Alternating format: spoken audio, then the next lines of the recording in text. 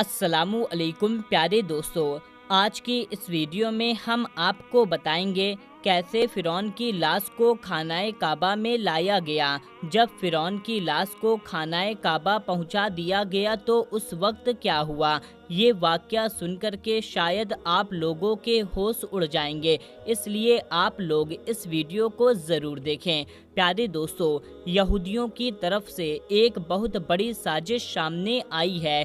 न जाने उनके दिमाग में क्या चल रहा था, कौन सी वो साजिश करना चाह रहे थे। उन्होंने पिछले दिनों सऊदी बादशाह से राब्ता किया और फ़िरौन की लाश को मक्का लेकर आने की दरख्वास्त रख दी और कहा कि वो कोई तजुर्बा करना चाहते हैं। सऊदी बादशाह ने काफिरों की बात को समझते हुए, उनकी बात को भांपते हुए अल्लाह तबारक व तआला पर बड़े यकीन के साथ उन्हें इजाज़त दे दी। यहूदी चाह रहे थे कि वो फ़िरौन की मम्मी को लेकर जाएं और ये साबित कर दें ये तो कोई फ़िरौन नहीं है, इसको दुनिया वैसे ही फ़िरौन समझ रही है, लेकिन असल में ये फ़िरौन नहीं है बल्कि कोई और है। यही सोच कर के वो फ़िरौन की लाश को खानाए काबा लेकर गए। तो दोस्तों, जब फ़िरौन खानाए काबा के सामने आ गया तो ऐसा क्या मौजज़ा सामने आया जिसके बारे में आज की इस वीडियो में हम आपको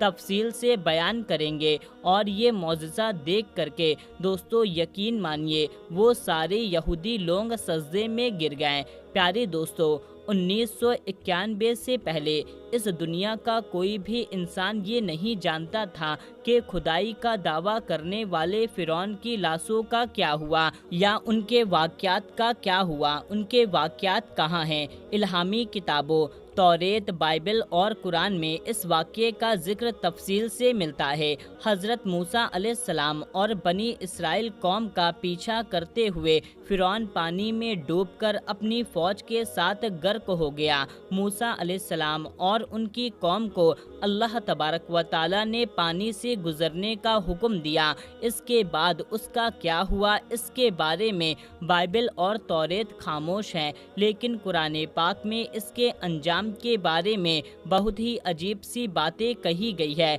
जिसका किसी को समझ नहीं था। इसका मतलब क्या है, खुद मुसलमान भी इसको पढ़ करके नज़रअंदाज कर दिया करते थे या इसको समझने की कोशिश नहीं करते थे।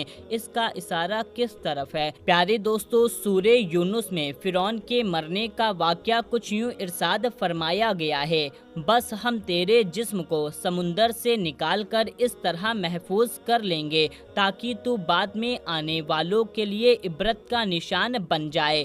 सूरे यूनुस आयत नंबर 92। दोस्तों, ये वाक़या आज से 3500 साल पहले पेश आया था। फ़िरौन के मरने के बाद समुंदर ने उसकी लाश को अल्लाह के हुक्म से बाहर फेंक दिया और उसके बाकी लश्कर का कोई नामो निशान ना मिला। मिस्रियों में से किसी शख्स ने साहिल पर पड़ी उसकी लाश को पहचान करके अहले दरबार को बताया। फिर फ़िरौन के लाश को महल पहुंचा दिया गया। दरबारियों ने उसकी लाश पर मसाला लगाकर इसको बड़ी शान और महफूज तरीके से ताबूत में रख दिया। इस लाश को रखने के दौरान उन दरबारियों से एक गलती हो गई थी। फ़िरौन चूँकि समुंदर में डूबकर मरा था और उसके मरने के कुछ अरसे तक पानी में रहा, जिसकी वजह से उसके जिस्म पर नमक की एक तह बन गई थी। मिस्रियों ने उसकी लाश पर से वो नमक की तह ऐसे ही रहने दे दी। इसी तरह से उसे ताबूत में बंद कर दिया। वक्त गुजरता रहा, यहाँ तक कि उसके साथियों की लाशें भी ज़मीन की तह में छुप गई। उनका नाम सिर्फ किताबों और लोगों के जहन में रह गया।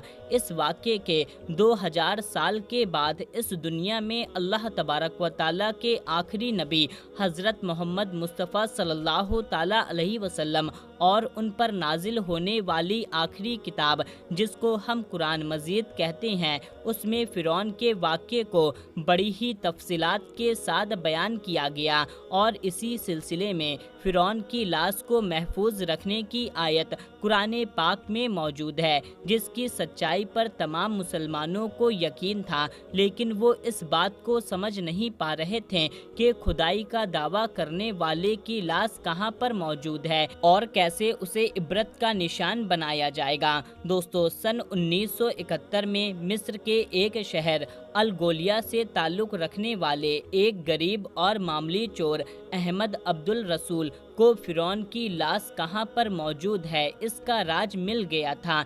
एक दिन वो दरियाए नील के किनारे इसी सिलसिले में फिर रहा था जब उसे खुफिया रास्ते का पता चला। इसी दौरान कुछ लोगों ने उसको पकड़ लिया और पुलिस के हवाले कर दिया। वो जिस जगह को खोद रहा था, सन 1971 में इसी जगह पर एक खुदाई के दौरान फ़िरौन की लाश मिल गई और उसके कफन पर सीने की जगह पर उसका नाम फ़िरौन लिखा हुआ था। जब इन लाशों की पहचानने की कोशिश की गई तो फ़िरौन वाली लाश में उस वक्त भी नमक मौजूद था, जिससे ये पता लगाया गया कि ये वही फ़िरौन है जिसे अल्लाह तबारक व तआला ने पानी में गर्क करके ये इबरत का निशान बना दिया था। दोस्तों, उस वक्त में बहुत बड़ा वाक़या था जिसको सुन करके दुनिया भर के तमाम वैज्ञानिक और साइंटिस्ट मिस्र की तरफ दौड़ पड़े। दुनिया भर के टेस्ट करने के बाद वैज्ञानिकों ने ये पता लगा लिया, बाकी लाशों के अलावा सिर्फ फ़िरौन की लाश पर ही नमकियात की समुद्र की तह जमी हुई है। दोस्तों, तस्दीक के बाद इस लाश को फ़िरौन का नाम दे करके अजायब घर में रखवा दिया गया। उसके बाद सन 1992 में जब फ़िरौन की मम्मी खराब होने लगी तो उस वक्त की मिस्री हुकूमत ने फ्रांस की हुकूमत से दरखास्त की कि फ़िरौन की लाश को खराब होने से बचाया जाए और दुनिया भर के वैज्ञानिकों से जांच करके इसकी मौत की वजह पता लगाई जाए। मिस्री और फ्रांसीसी हुकूमत ने मिल करके इस लाश को फ्रांस ले जाने का इंतज़ाम किया। जब फ़िरौन की लाश को फ्रांस पहुंचाया गया तो एयरपोर्ट पर फ्रांस के तमाम आला अफसर इस लाश के इस्तकबाल के लिए मौजूद थे। फ़िरौन की लाश का इस्तकबाल किसी अजीम जिंदा बादशाह की तरह किया गया। फ्रांस की फ़ौज ने तोपों से सलामी दी। फ़िरौन की लाश को माहिर डॉक्टर के हवाले कर दिया गया।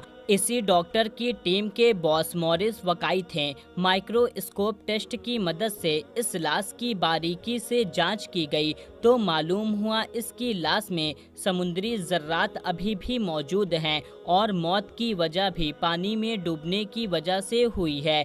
एक बादशाह की मौत पानी में डूबने की वजह से हो, ये डॉक्टर मॉरिस के लिए हैरत की बात थी।